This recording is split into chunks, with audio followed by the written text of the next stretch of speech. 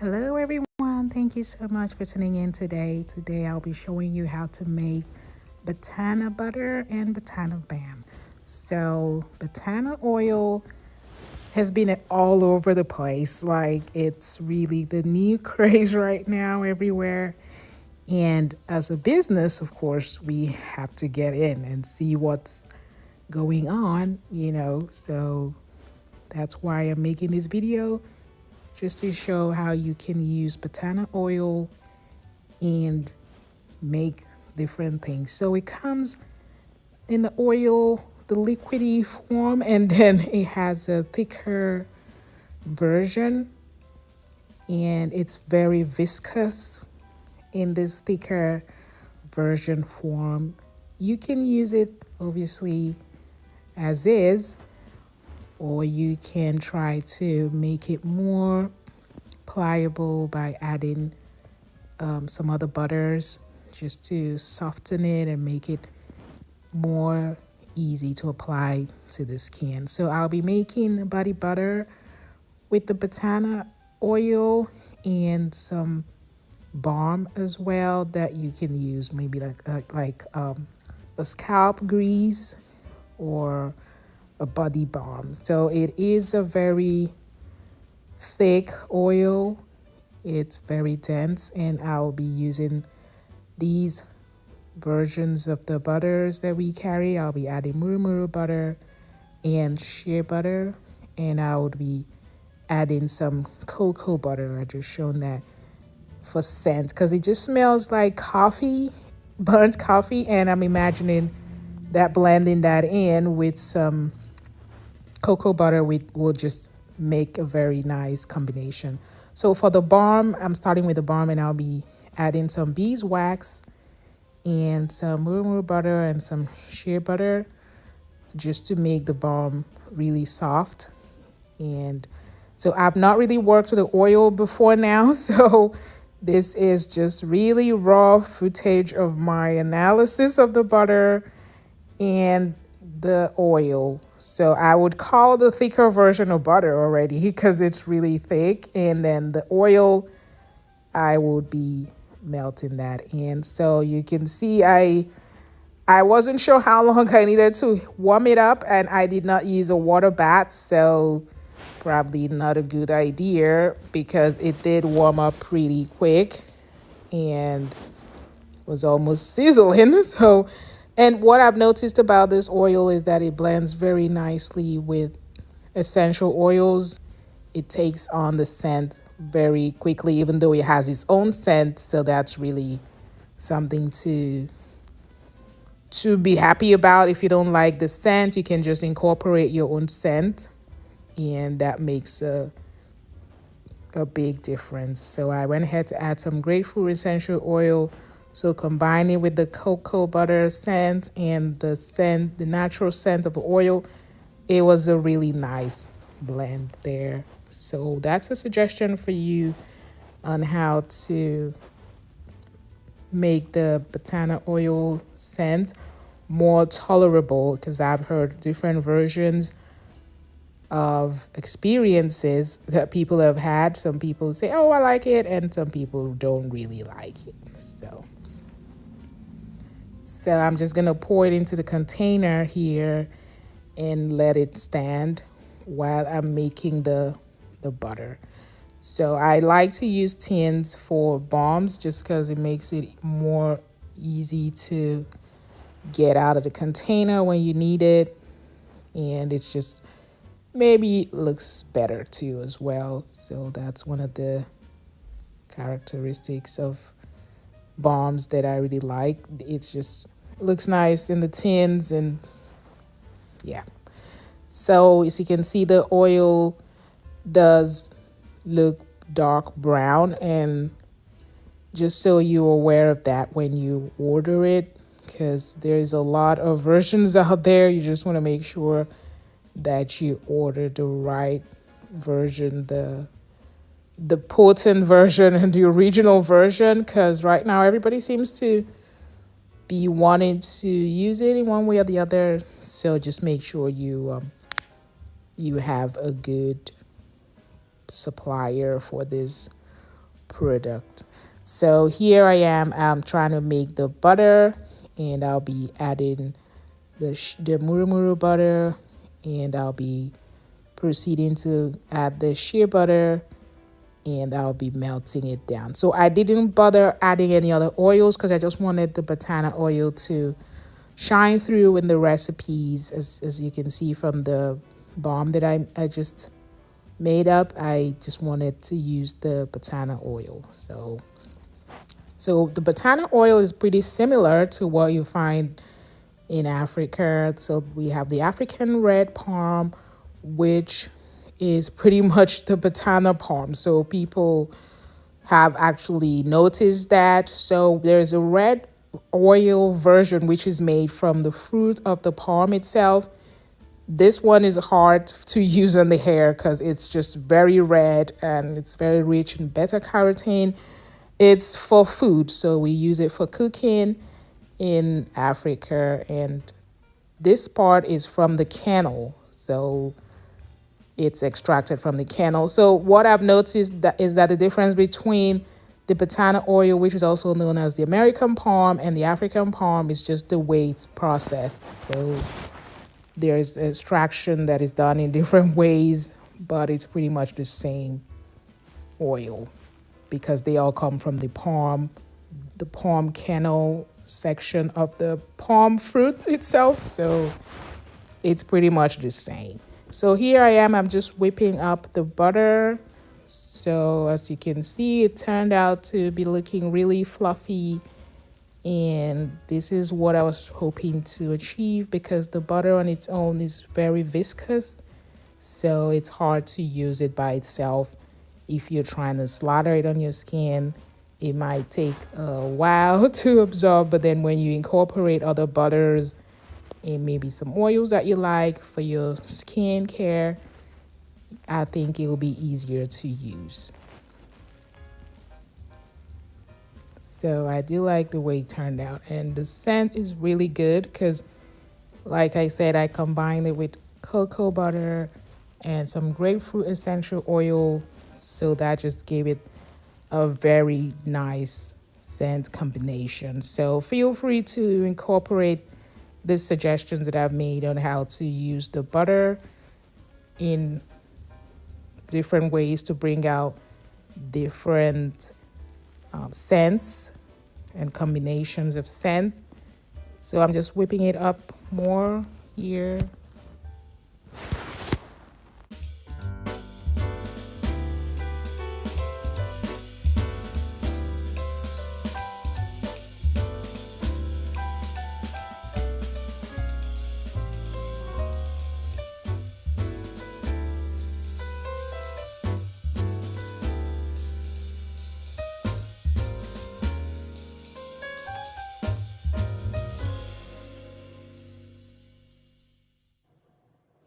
So I've just finished whipping up the butter here, and you can see that it's really silky and it looks creamy and rich.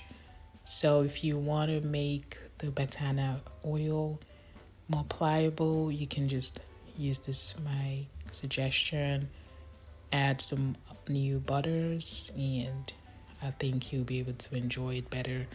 So here it is, 4 ways to use Batana oil. Obviously, you can use it as is when you get it in the oily form, which is really nice. And you can also use it as a butter when it comes in, a viscous butter. You can apply it on your scalp and it would work for you as you are hoping it would. And we have the butter, which is a silky, rich cream. You can apply it on your skin because the Batana oil, from my research, is pretty good for the skin. It's rich in fatty acids and it softens the skin and makes it healthy and moisturized. Or you could use it as a balm where you can add it to your scalp. So I went ahead and added a lot of beeswax. You don't have to add as much beeswax as I did, so that you have a more brownish texture of the balm, or color of the balm, sorry. So here it is. I hope you enjoyed this video. Please comment, ask any question. Just know that I'm not an expert in Batana oil, but I hope you found this video helpful. Don't forget to like, subscribe, and share with your friends. Have a wonderful day. Thank you for watching. Bye. Hi everyone. Thank you so much for tuning in today.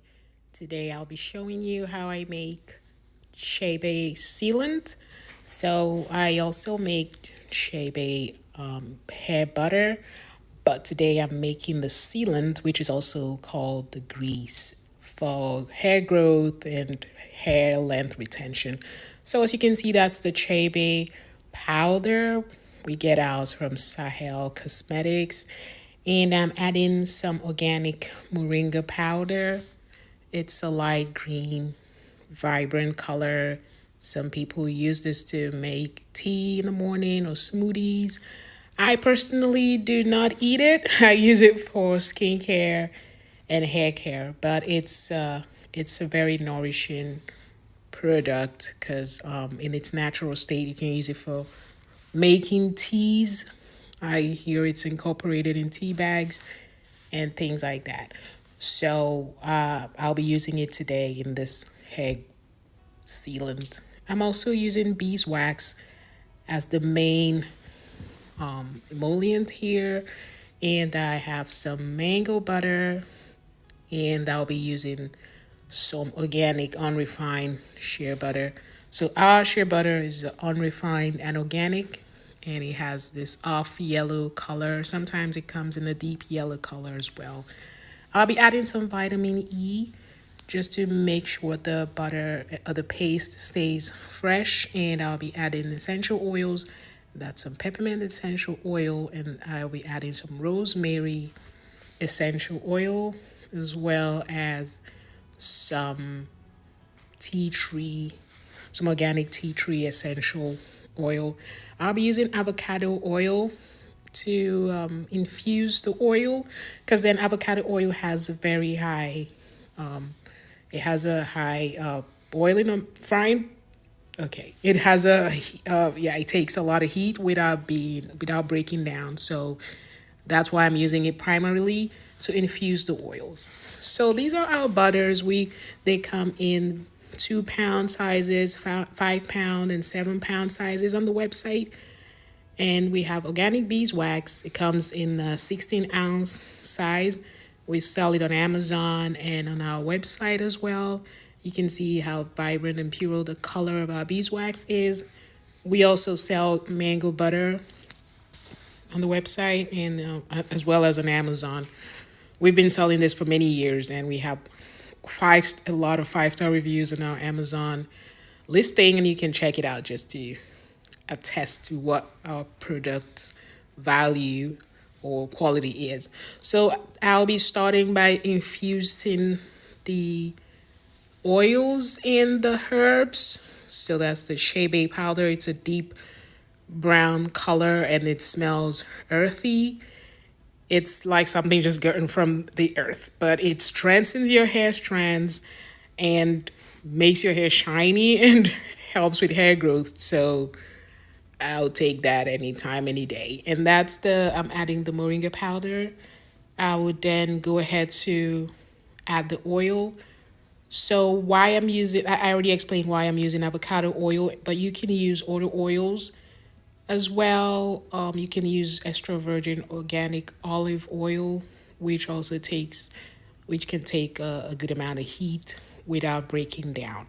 So the refined version of avocado oil is light green, and you can use any version you want. You can use the refined or the unrefined version. But today I'm using this version because I wanted something light so I can see how much of the herbs has been diffused into the oils. So if I use a dark green oil, then I wouldn't be able to know how much of the herbs has actually been absorbed by the oil. So that's maybe a tip for you to use maybe a light oil for your infusion processes. So I'll be going ahead to melt down the butters.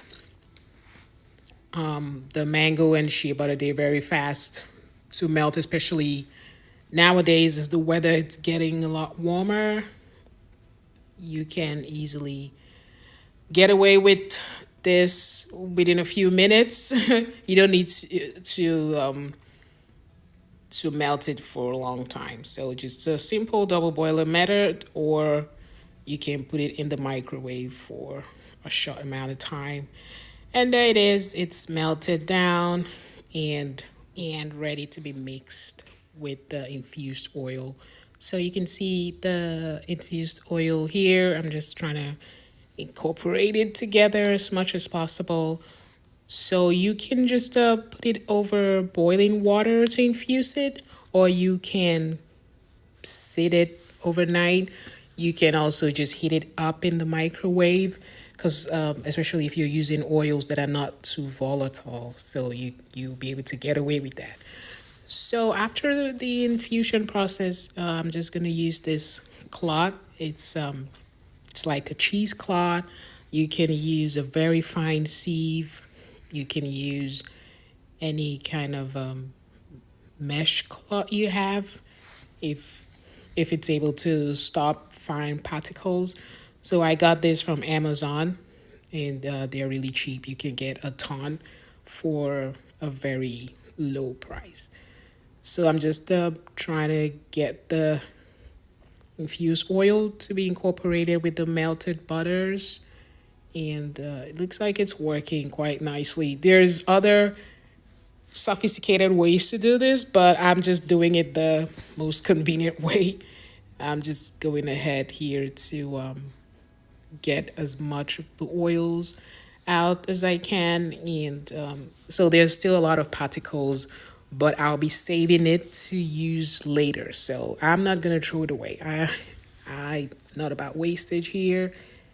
Definitely saving that for another infusion process, because then you can believe that there's still a ton of product inside there. So I'll be using it in a different way. So I use it for making masks and different products for my hair, because right now I'm trying as many ayurvedic treatments as possible, because I've been experiencing some sort of thinning. So I'm working to fight that as much as I can. So getting out as much as I can. And the next process will be incorporating the mixed oils and butters with the beeswax. So that's a very important step. I'm going to mention a few things that you need to make sure of, just so you don't double the work for yourself.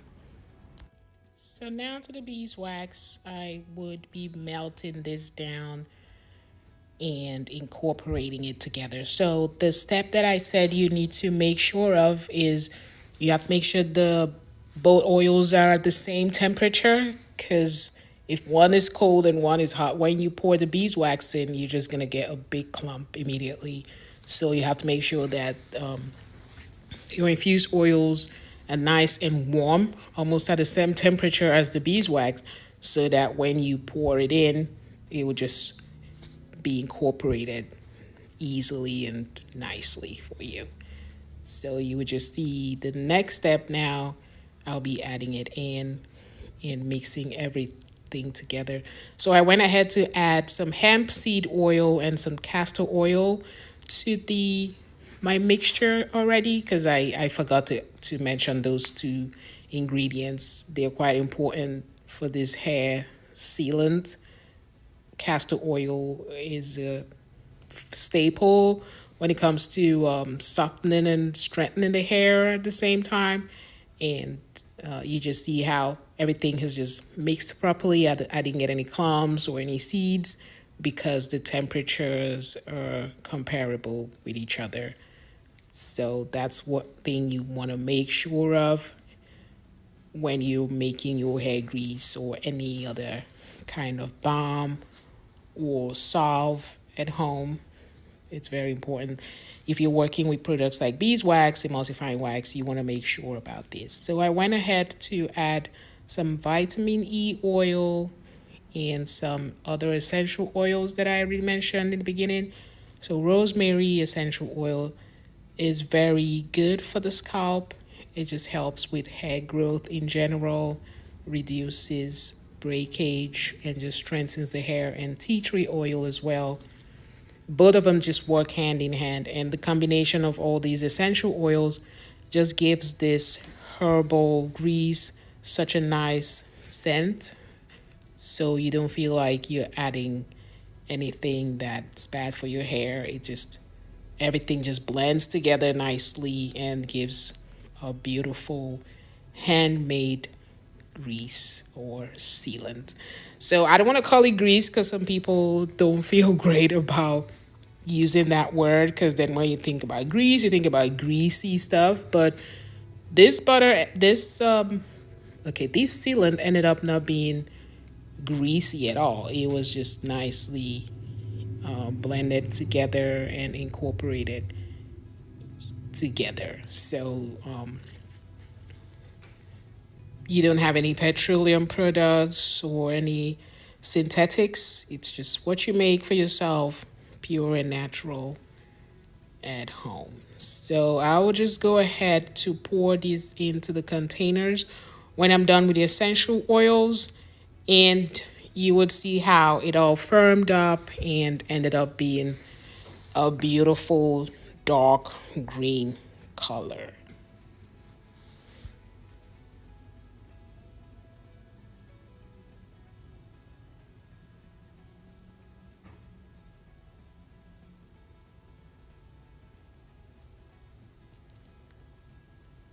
So I'm just pouring this into the jars, and the jars are ready and prepped.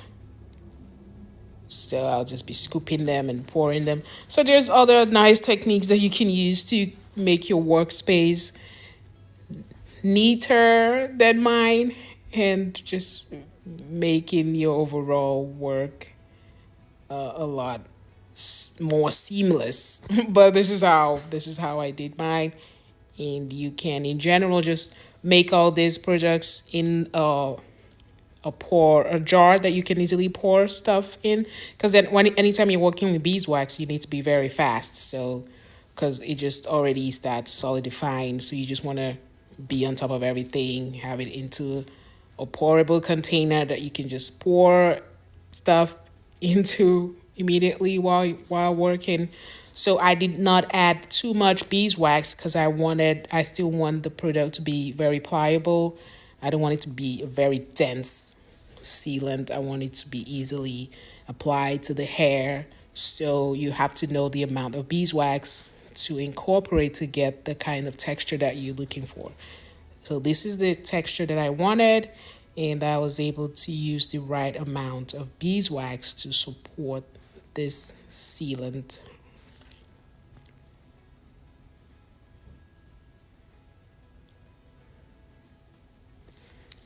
Yeah. So I'm sure you guys are enjoying the video, and towards the end I'll be showing you how the sealant turned out, how it worked on the skin. Because then you with seeing how it blends into the skin, you would then be able to imagine how it would be able to blend into your hair, and how easy it would be able to be used for the hair. So when the sealant is too dense, then you get worried about applying it and how pliable it is.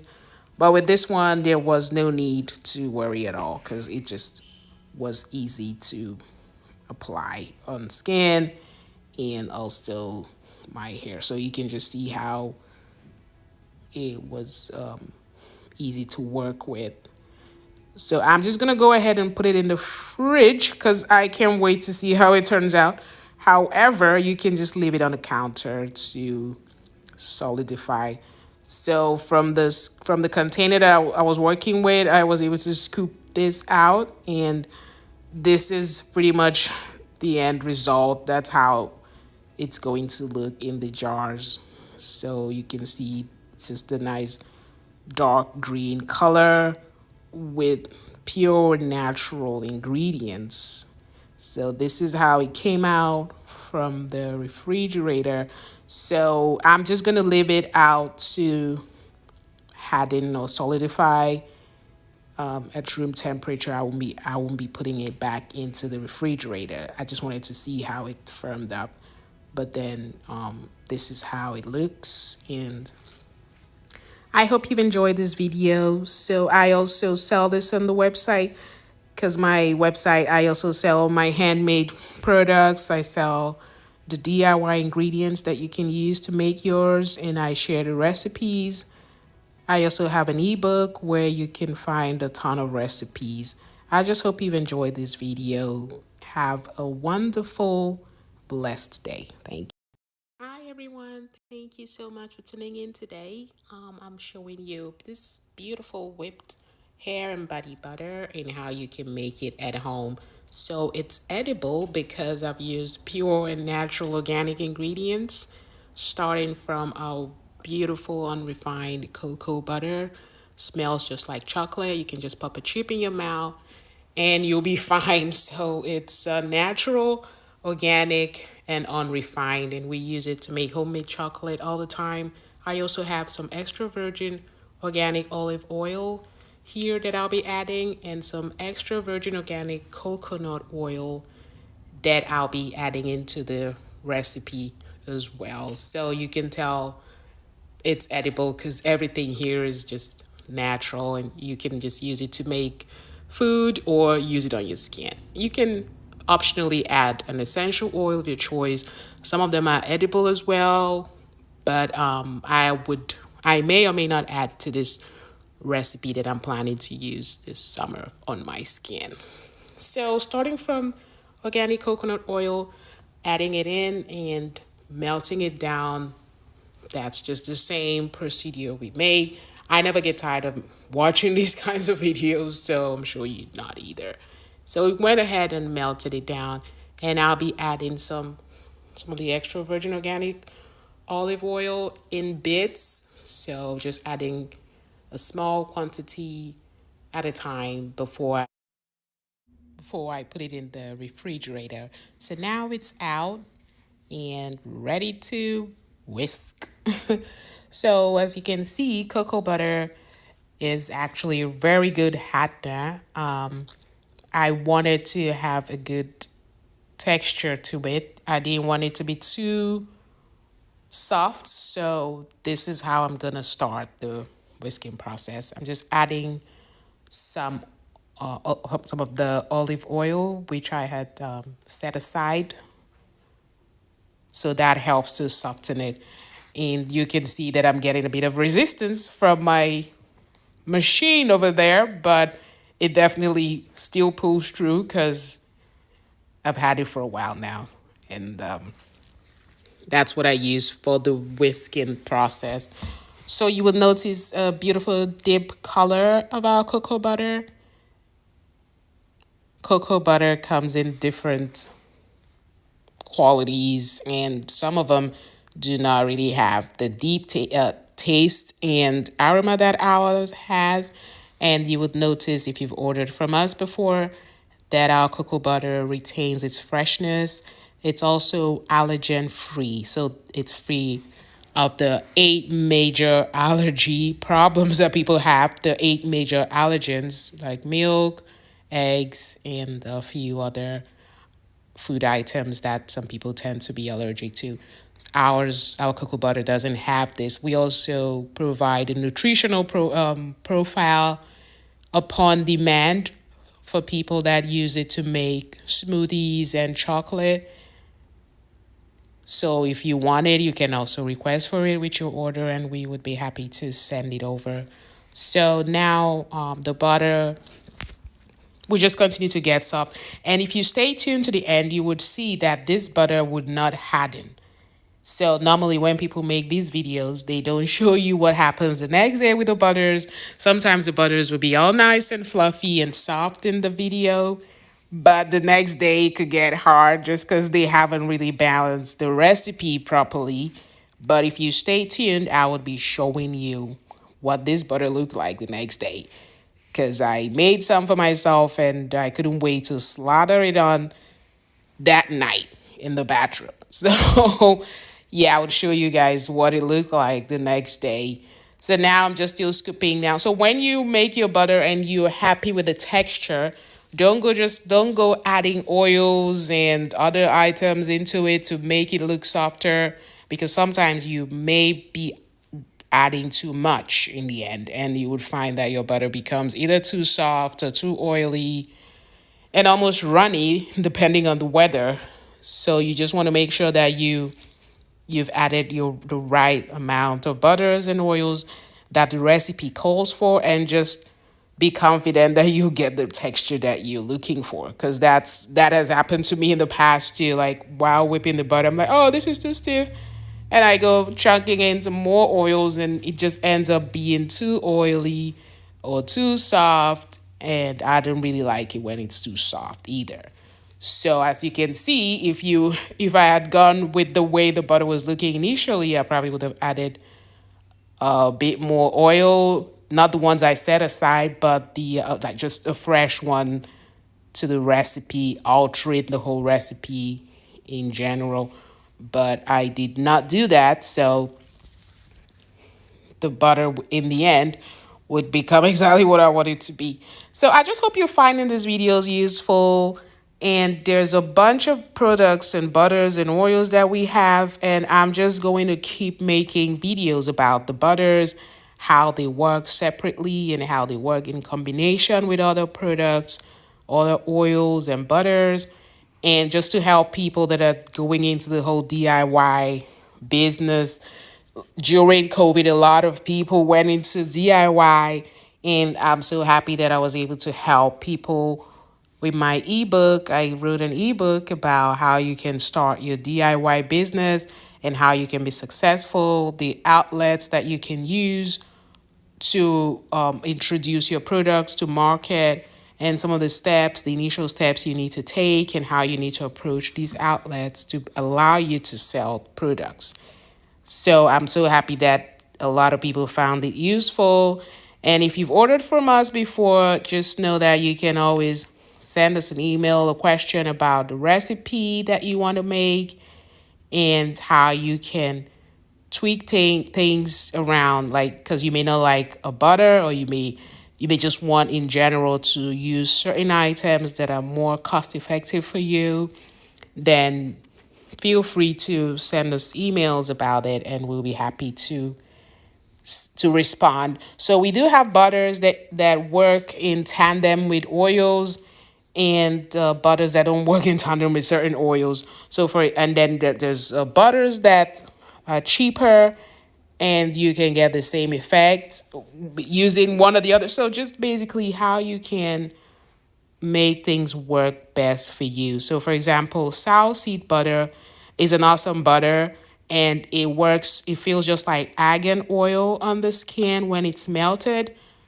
So this is a butter that you can use in place of argan oil if you're trying to make things more cost effective for your business and more profitable. You would still get the same result, but with a cheaper butter or cheaper oil, a cheaper product in general, but you still be offering your customers the best.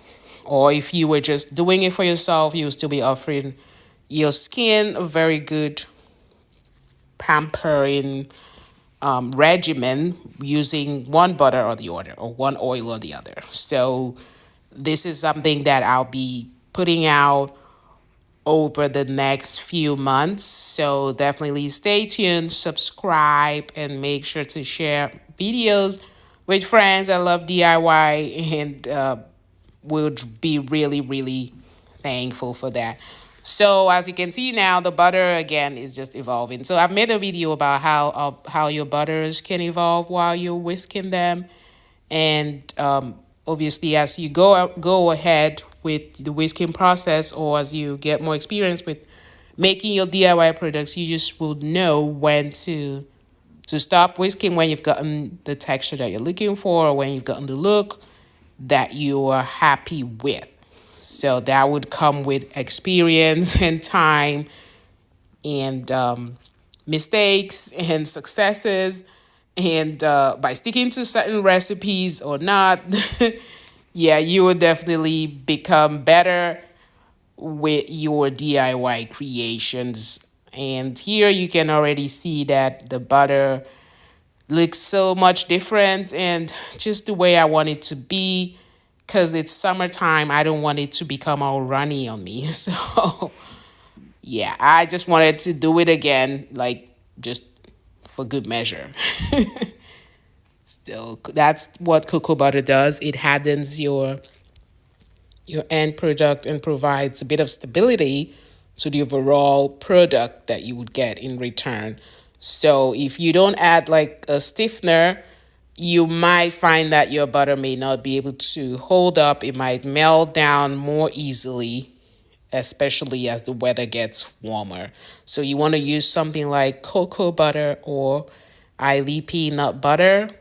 Islay peanut butter can also be used to make lotion bars and soaps and very rigid stuff, hard products. People use it to make lotion bars a lot because it just means helps you maintain the thickness of the lotion bar without adding any other dimension. So if you don't want to use something like beeswax or canuba wax or candelilla wax, you could just use these Islay peanut butter or cocoa butter to add the required level of stiffness to your end product. So just adding one more touch to it before I wrap it up. And I'm still gonna show you that clip. So stay tuned. Here it comes. So this is the next day, and you can see the color is the butter's well balanced now with a beautiful yellowish color to it provided by the cocoa butter. I hope you enjoyed this video as much as I've loved making it. Thank you. Bye.